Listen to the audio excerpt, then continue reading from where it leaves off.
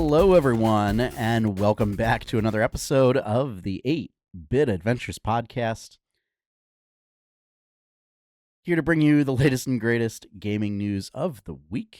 I am your host, Sean Hayes. This is episode 337. So apologies for the schedule change again. Friday nights were not working for me. The only problem is I got sick last week. And then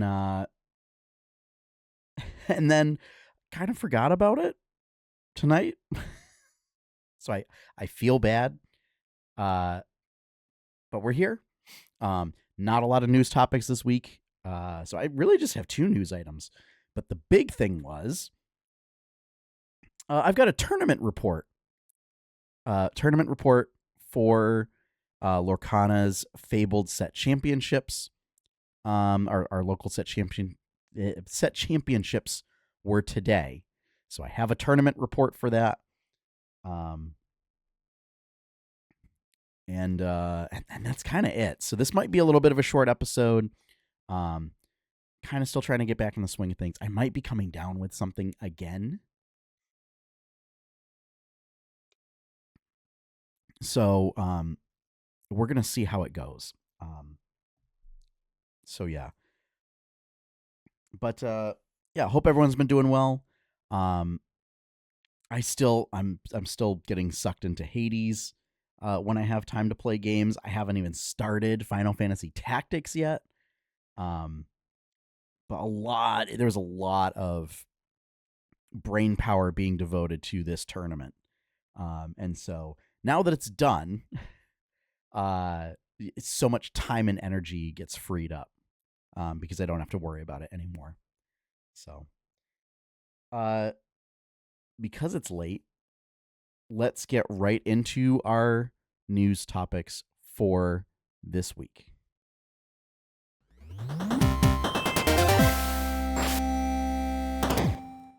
So first up, both of our news items are from GamesIndustry.biz, but they report that over 400 workers from Blizzard's platform and technology department voted to join the unions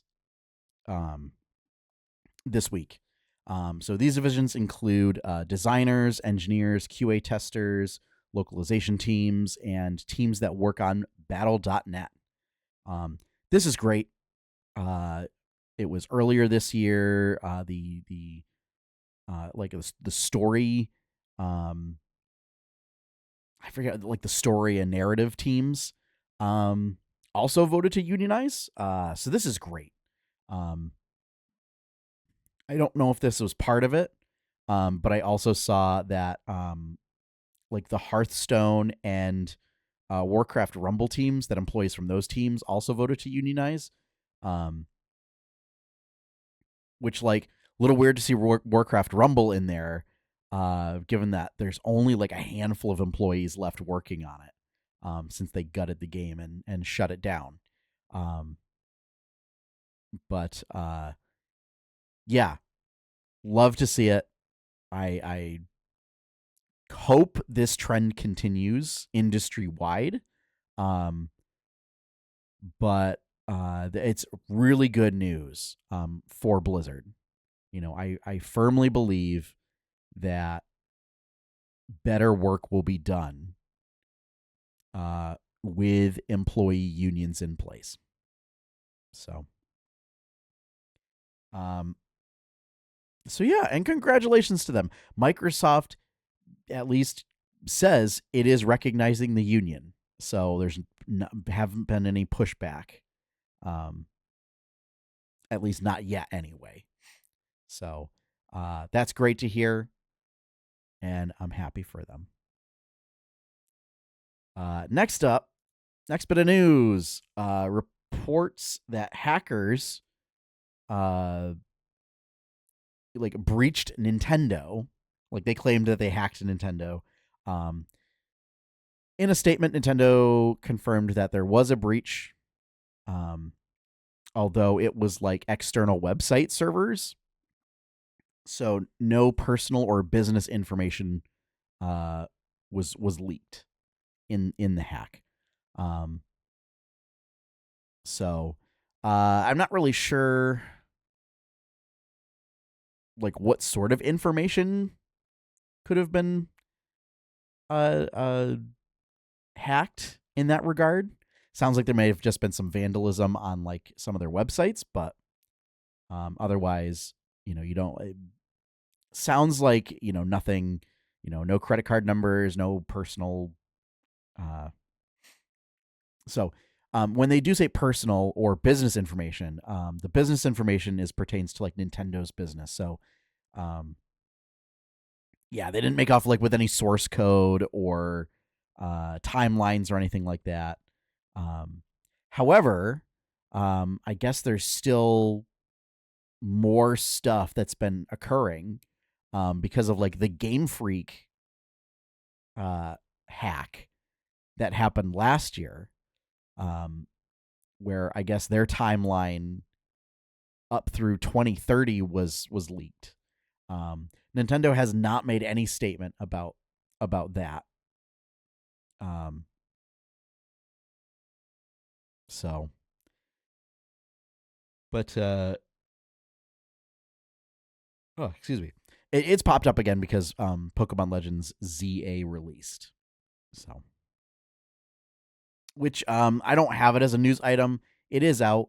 I don't have any intention of playing it. I have too much on my plate right now, and from what I hear, it's a very divisive experience. That like the game itself is good, but like it really locks you into this tiny area. Uh, so yeah, I'm having my time is getting sucked up by Hades 2. And then when I'm finally done, when I've had my fill of Hades 2, it's then on to Final Fantasy Tactics. So I don't really have any impetus to play uh, Pokemon Legends. Um, so uh, if you are playing it, let me know. Let me know what you think. I would love to hear. The community's thoughts on uh, their gameplay experience for Pokemon Legends ZA. It just seems like a weird, like it feels like the time to release it would have been back in the DS days, right after X and Y. So it seems weird to go back to it now, if that makes sense. But and that's it. That's it, folks, for our news for this week. Like I said, it's I was trying to sift through news stories there, and there weren't really that a lot were jumping out at me. But I will also be better prepared next week. So, and I will get all the stuff updated for the schedule and everything. And have a better idea of a set time to do the show. It'll probably be earlier. So, all right, let's talk about today's set championships.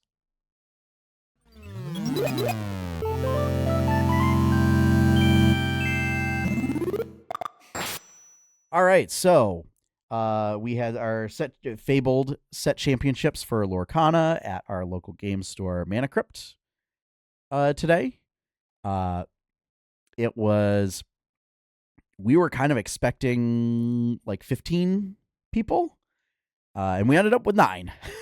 So our last set champ, we had 18 people, and that was like the most we've ever had.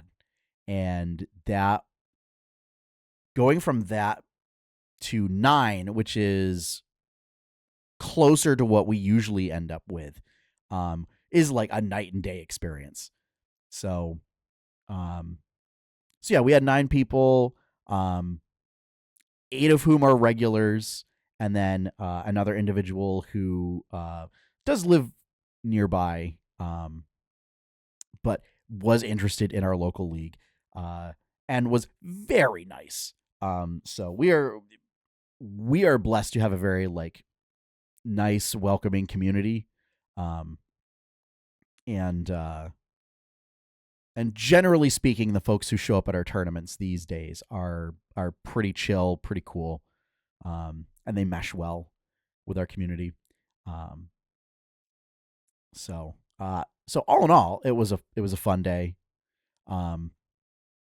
I believe the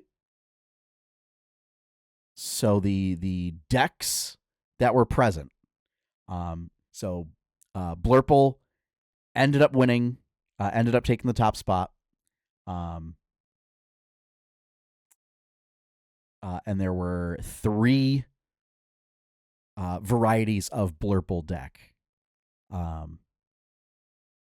in the tournament field. So about a third of the decks were Sapphire Amethyst, all kind of running very similar deck lists, with various personal preferences thrown in there. Next up, I play second, and I was playing Amber Steel. There were 3 Amber Steel decks. Again, with all different modifications to sort of the base package based on personal preferences. And then I think the remaining third were a smattering of like other stuff. So we had we had a Flinger Dingers deck. We had a Ruby Steel. And we had an Emerald Steel like discard deck. So I believe the top 4 where it was 2 of the Blurples and then the Flinger Dingers and myself. Now, if you're not familiar with Lorcana, it probably just sounded like a whole bunch of nonsense coming out of my mouth. So some of the archetypes. So Blurple is called that because it's Sapphire Amethyst, or Blue Purple. So right now it's so in Lorcana, part of Sapphire's color identity is ramp. So doing things that cause you to give up tempo now, but allow you to get more ink to play bigger stuff earlier. So it like basically you give up a little bit of tempo now to get it back later to be able to play bigger stuff. That is combined with Amethyst's like card draw and evasiveness. So it's an archetype right now that's pretty strong. It's one of the stronger decks in the Fabled meta. And so, I mean, yeah, there were 3 of them today. Amethyst Steel is an aggro, very aggressive deck in this format. I think everybody was running a deck list that uses Tiana. So Tiana, Quest for 2 lore, but also like has an ability where when she is exerted, so like if you use her for something, she kind of protects your other characters by making it so that if any of your characters get challenged,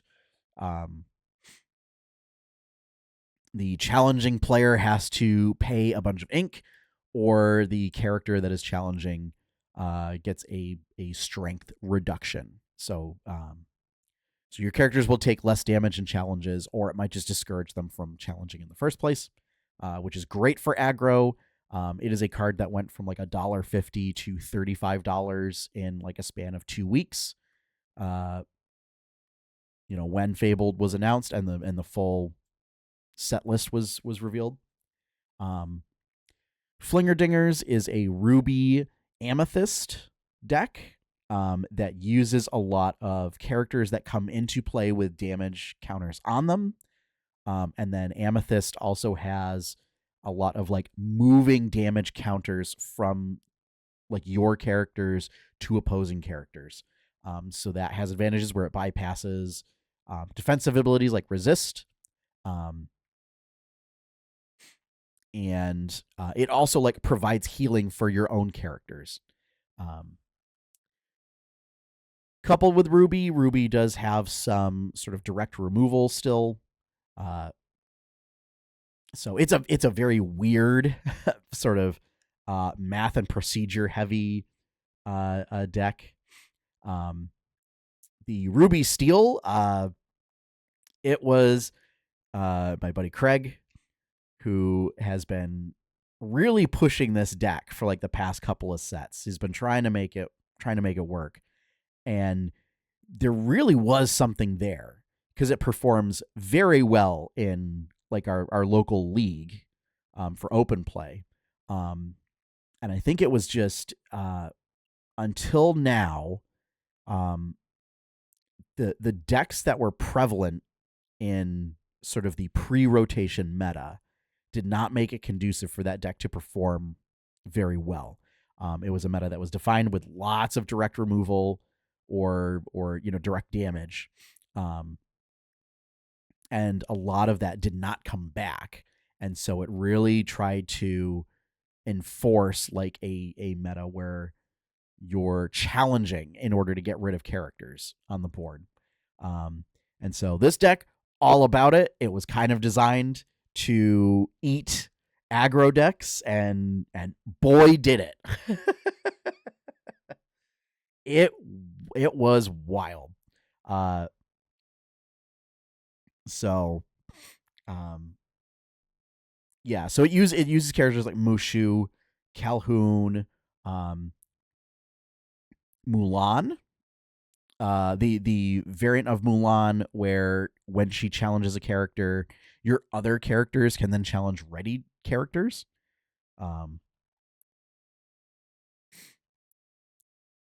And then sort of like your staples for Ruby and for Steel.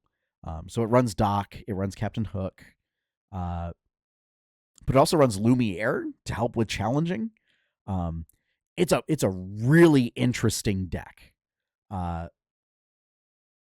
Unfortunately, I don't think it got matched up with a lot of aggro. Like it got matched up against me. I did horribly against it. But yeah, I think after that, I don't. It did go up against two of the aggro decks, and then it was just we had 4 rounds of Swiss, and then did like top cut to top 4. And unfortunately, I think after that, it got matched up with like Blurple, which it was not well suited for. As far as the discard deck, that player ended up getting 2 buys due to how the weird rankings worked out. But I don't believe it won any of the matches that it was in. So, yeah, weird day. But all in all, it was a good day. I think everybody had fun. And yeah, I went. God, it was so stressful this tournament period because it was a set rotation. Everything was in chaos. Nobody knew what they were going to do. Nobody knew what anyone else was going to do. And so like trying to gauge like what our local meta was going to be like was rough.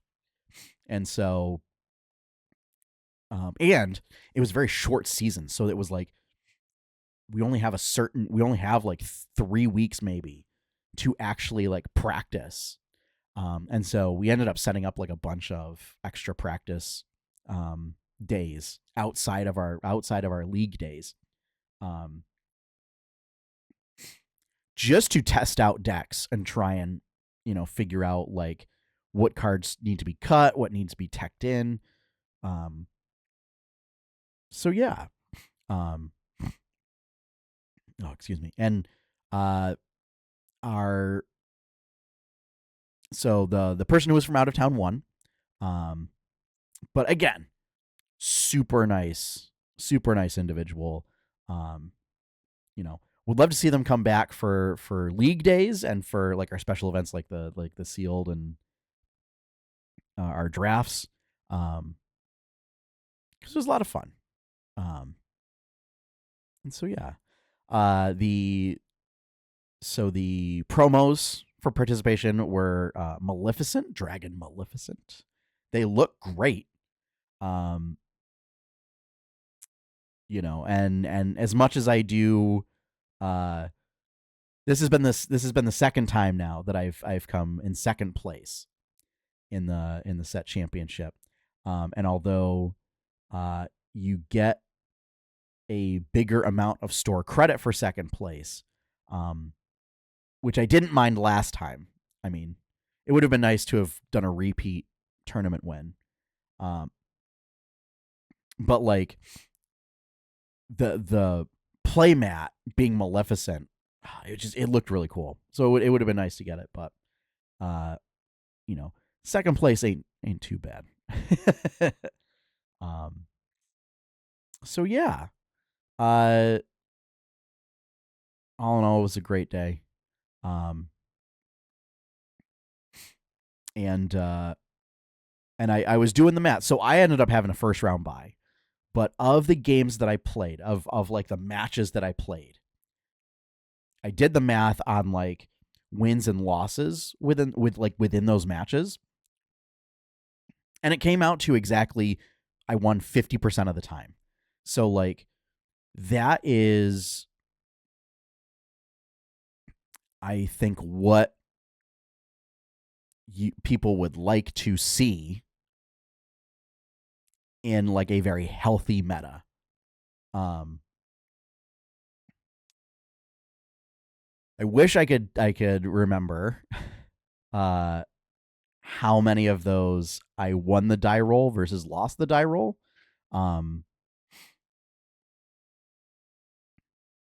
I do know in my top 4 match, I was not the higher seed, and so I went second both games in that match, but ended up going 2-0.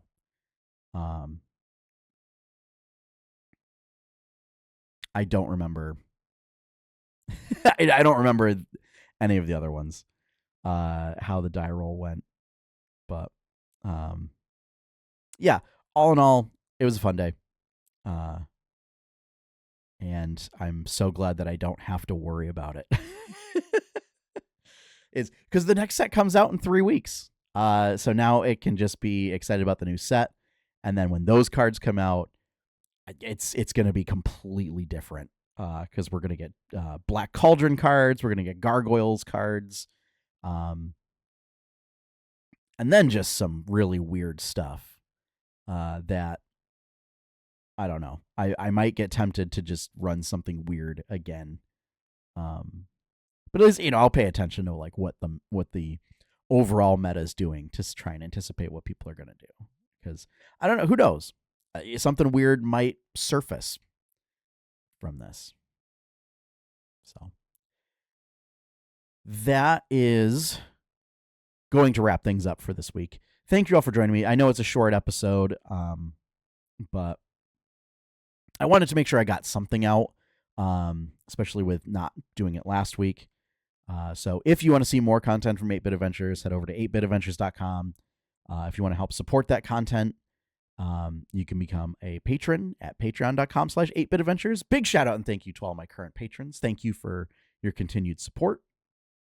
And our opening theme is One Up by Professor Shy Guy. You can find his work over at professorshyguy.bandcamp.com. So with that, we are signing off for this week. And as always, have fun, happy gaming, and enjoy your pie cake, which I did make the other day. I finally got back to making a pie cake, and it was great. So, take care, everyone.